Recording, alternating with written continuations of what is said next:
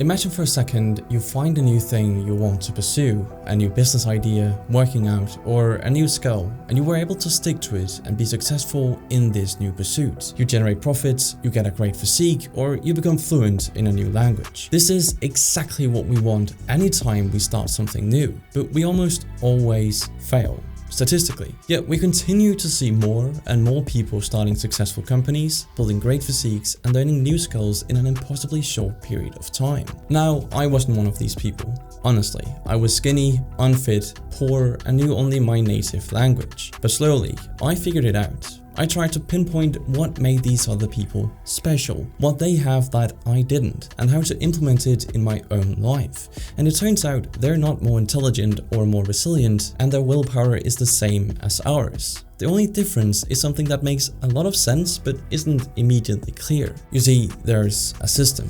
Remember the last time you tried picking up a new good habit, like working out. You decide you're going to go to the gym once per week, so you sign up to your local gym, you start working out, and you're really diligent in the beginning. But then you show up less and less. You notice you have to force yourself to go, and your willpower starts to fade. And eventually, you've skipped the gym so many times it's been a whole month since you last went, and you resentfully keep paying for your membership while knowing you're not coming back. If this sounds like you, you're not alone. But in this scenario, it might be hard to pinpoint where exactly it went wrong.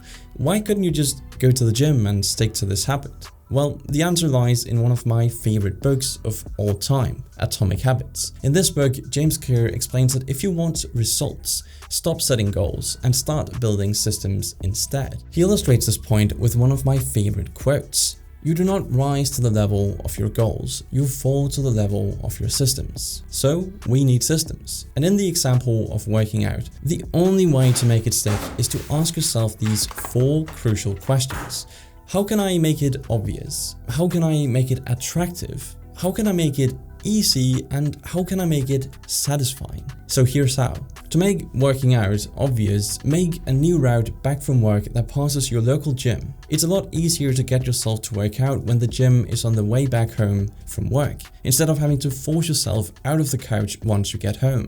The reason behind this is that a cue initiates every habit. A cue is what triggers your brain to start the habit loop, like seeing a notification on your phone, which almost always forces you to pick it up and read the notification. So the more your habit stands out in your environment, the more you'll notice it, and therefore the higher the likelihood that you will initiate your cue to work out. This is the same reason it's so much harder to resist the chocolate bar sitting on your kitchen counter than the one sitting in your cabinet. Because sooner or later, after enough trips to the kitchen, your willpower will give in, and you end up taking that delicious yet regretful bite. This is the secret to self-control. Make anything you need to stay away from invisible. The chocolate bar, the PlayStation, or the soda. You see, people with high self-control actually just spend less time in tempting situations, as it's a lot easier to avoid temptation than it is to resist it. It's well documented that we have a willpower reserve that empties over time. So removing the need to make hard choices, aka using your reserve, is vital for success. Time and place are also crucial. I read every night at 11:30 in my bed, straight after I've had my night routine consisting of taking my supplements and vitamins, brushing my teeth, taking out my contact lenses, turning off the lights, and going to bed, where my Kindle is conveniently placed on my bedside table. But there's an argument to be made that I should have dedicated a space just for reading, like a chair, so that I know when I sit in this chair, it's time to read. This is also why it seems to be much easier to go to the gym and work out in the gym instead of in your own living room, since your couch is literally right there. But let's move on to the second law of behavior change. It's a pretty simple one, yet powerful law that I have to admit I've never really thought of on my own, but implementing it changed my life completely. It's the law of making your habit attractive. Because the more attractive you make a habit, the more likely it is to stick.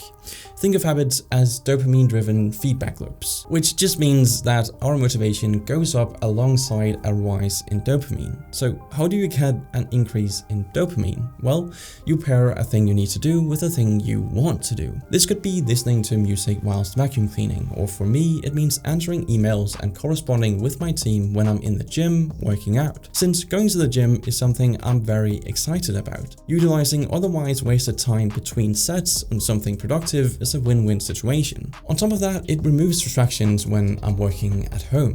It's simply about finding the perfect match of actions you want to do and need to do and pairing them together. But successful habit forming wouldn't be complete without your family and friends. See, we tend to adopt habits that our peers deem worthwhile and important. This is simply because we want praise and approval from our peers. But there are only 3 social groups that we want to imitate in terms of habits. The first group is those closest to us, namely family and friends. Pretty self-explanatory, but then we have the tribe. Think of this as the group of people you spend the most time with, like your classmates or colleagues. Lastly, we have the powerful, those with status and prestige. Think of the people you look up to, those you deem successful or highly effective. So based on this knowledge, one of the most effective strategies for building habits is to join a culture in which that habit is the norm. Because we can't really count on our own family members or existing friends to have the desired habits we want. For me, this meant joining a running club when I wanted to start running. And because of that running club, I've now stuck to running for more than a year and it's become something I love and enjoy. And I know full well, had it not been for this running club, I wouldn't have stuck to it. So find that culture. It will make it so much easier on days you really don't want to show up. And you must show up, because the more repetitions you do, the more automatic it becomes. Explained another way, the more you do something, the less you have to think about doing it. James Clear illustrates this with the habit line. In the beginning, a habit requires a lot of effort to perform, but after you've done it a few times or as repetitions increase, it becomes second nature. It's no longer something you have to do, it's something you just do. That's a habit. And here comes some shocking information about habit building. It turns out the amount of time you've been performing a habit is not as important as the number of times you've performed it. This means in our working out example, you shouldn't have set the goal of working out once per week, you should have set the goal of working out. If that means you only work out for 50 minutes one day and 60 minutes the other, it's a lot better than skipping days. This is why the 2-minute rule is so powerful. The 2-minute rule states that when you're starting a new habit, it should only take 2 minutes or less to perform. This might sound strange because am I really supposed to put on all my running gear to just run for 2 minutes? Yes, that's exactly what you should do. But that's also where I slightly disagree with this rule. You should stop when you feel like stopping and don't feel like doing this habit anymore. But you should always tell yourself that you're only required to do those 2 minutes. This way, you remove pretty much all friction you may have to do an activity, and you'll find that once you're actually doing it, continuing is a lot easier than it was starting. Now, you just need to make the habit satisfying. And you might be saying, how on earth am I going to make running satisfying? I can hardly breathe after a single kilometer. Well, it's actually pretty simple. A potential idea could be to save your favorite podcast for your next run. This way you can associate the run with something positive and satisfying in your mind. But the more you can gamify and track your progress with habits, the more likely you are to sustain them. See, habit trackers and other visual forms of measurement can make your habits way more satisfying because it provides you with clear evidence of your progress.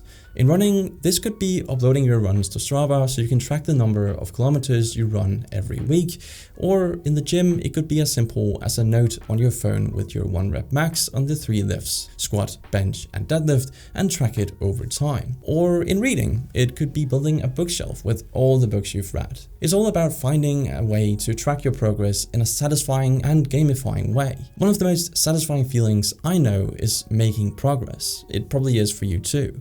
Now, a little word on talent.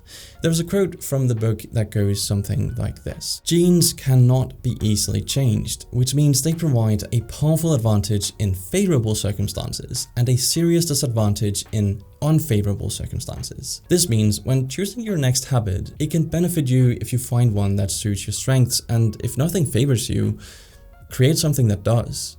It's actually a compounding effect. Once you've built your first healthy habit, it's so much easier to build the second one. And over time, adding new good habits or removing bad ones are based on the view you have of yourself. Because suddenly you're just a healthy, productive person, so you reason everything by saying, well, I'm the type of person who does this, not the type of person who wants to do this. And since you've proven to yourself you, in fact, are a productive, healthy individual, your reasoning for not eating stuff like processed sugar is that it's simply not something you do.